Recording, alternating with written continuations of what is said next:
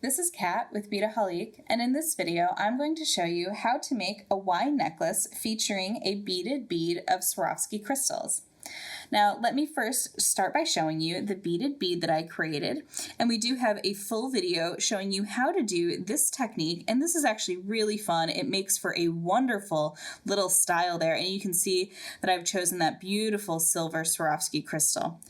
Alright, so I have my beaded bead there, and I've also pulled out two of the same bicones that I was using to create my beaded bead. Now that bead is made from 4mm Bicone Swarovski crystals. So I have that set there, and now I also have a magnetic clasp. You can also use a lobster clasp if you like for this technique. I have some jump rings here. Now these are 4mm 20 gauge jump rings. I also have a single head pin, and this is a ball head pin. It is 21 gauge and 2 inches. And then I have two lengths of gold 2mm Rolo chain. Now, we get a lot of questions about sizing, so I'm going to show you a little trick that I use when I'm trying to size something, especially when you're sizing it for yourself. So I've already pre-cut my chain into an 8.5mm, an 8.5 inch and a 13 inch. Now the reason for that is actually I had some scraps laying around. So this is actually two different chains from previous projects. So I thought it would be a great way to showcase how to utilize them in a new way, because 8.5 inches was too long for a bracelet, and then I would end up with less, and 13 inches was too little for a necklace, so then I would have to add more somehow. So that's exactly what I've done here. Okay, so for the tools that I'm going to be using, I have a couple pairs of chain nose pliers here. I have a pair of round nose pliers, and I have a pair of flush cutters. So very basic tools to get us started. So the first thing I'm going to teach you is how to complete that beaded bead and turn it into a component. So I'm going to take my head pin here, and all I'm going to do is slide on one bicone and let that fall all the way down to the bottom. And then I'm going to take that bead and I'm going to find a good spot to go straight through the dead center and come out the other side. So what it's going to do is it's going to look a little New Year's, like it's going to let that ball drop there. And then I'm going to add on another bicone to the top. Now, you want to make sure that everything is centered so that that bicone kind of fills in that little gap there, because you don't want it to move too much. So we have our little component just like that. So what we're going to do now is we are going to come in with our round nose pliers, and we're going to get as close as we can to that bicone, just a little bit above, and we're going to bend our wire back, and then take that wire and go up and over and wrap it around those round nose pliers. Move it around, bring that wire just across, just like so. We want to create a nice simple wire loop. And I'm going to go ahead and remove that, and then come in with my flush cutters and trim that off. So now we have our little component there. So what I'm going to do now is I'm just going to close up that loop and make sure that it is nice and flush. There we go. And I'm just giving it a little pinch there. All right, so now we have our component. I'm just going to kind of set that aside. Okay, so what are we going to do with this chain? Now, the way I like to think about it is I'm going to take this long length here and kind of set that to one side. And let me get my tools just sort of out of the way here. And I'm going to take the other length and I'm going to set it this way. And now, because I'm creating a Y necklace, what I like to do is start with the clasp. I know it's a little strange, but just go with me here. So I'm going to come in with my jump rings here and my chain nose pliers. And I'm just going to open that up. Oop. There we go. Got a little twisted. There we go. Just open that up. There we are.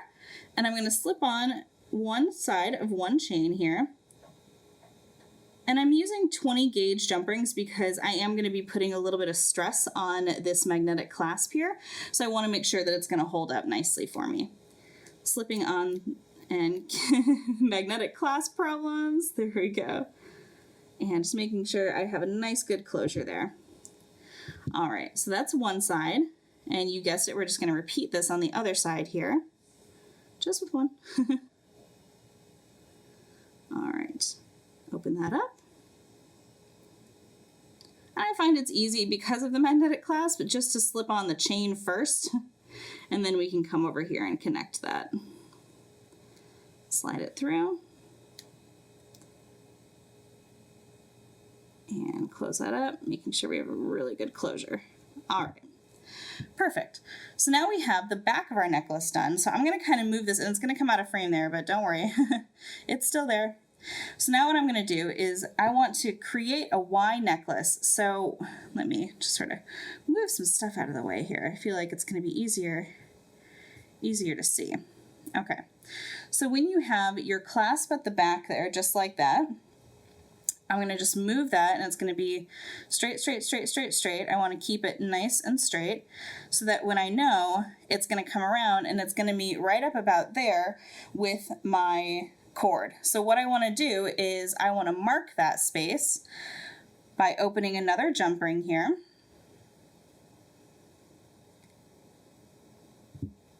So let's see. So let's kind of see like where they would naturally come together. All right, and now you can see that I'm not even picking up the chain yet. I'm trying to find that right length that I want. And okay, I think I found it there. Let me just kind of adjust, picking up that jump ring one more time. All right, there we go. And now you just wiggle that jump ring in there so it basically just goes right onto that chain. And now I'm just going to close that up. Okay, so this is one side here. So I have my little jump ring attached, so it's going to be my little anchor point. All right, so you see what we've done there? We have our little jump ring there. And now I can take another jump ring, and I'm going to come in on the other side here. And I like that the jump rings are a little bit bigger than the Rolo chain, and I did it that way on purpose so that you kind of have a little geometric element.